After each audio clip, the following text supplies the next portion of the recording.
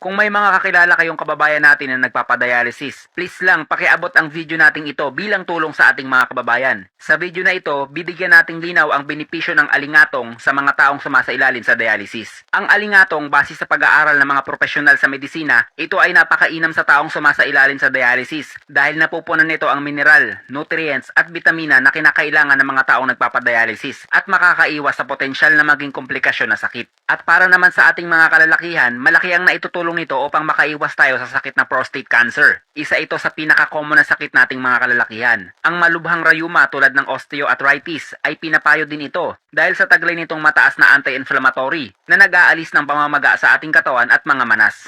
Marami ding ebidensya na ang alingatong ay nagagawang pababain ng sugar level ng taong may type 1 at type 2 diabetes sa napakabilis na panahon. Ang mataas na lagnat na nauuwi sa kumbulsyon ay agad din itong napapagaling. Kasama na din dyan ang palaging mataas na blood pressure. Nagagawa din itong patubuin at palaguin ang mga buhok na madalang ng tubuan. Ang maliit na ugat nito na nasa video ay pwedeng magamit at ilaga ng paulit-ulit hanggat kaya pa nitong kumulay ng kulay pula. Mahirap lang makahanap nito, lalo ang kulay pula. May kulay puti din kasi nito, pero nire-recommend ako ang kulay pula. Mag-iiwan ako sa comment section ng link kung gusto nyong bumili online at pwede din kayo bumili sa kababayan natin. Ilalagay ko ang Facebook niya sa comment section. At yan ay isang minutong dagdag kaalaman galing sa isang magsasaka.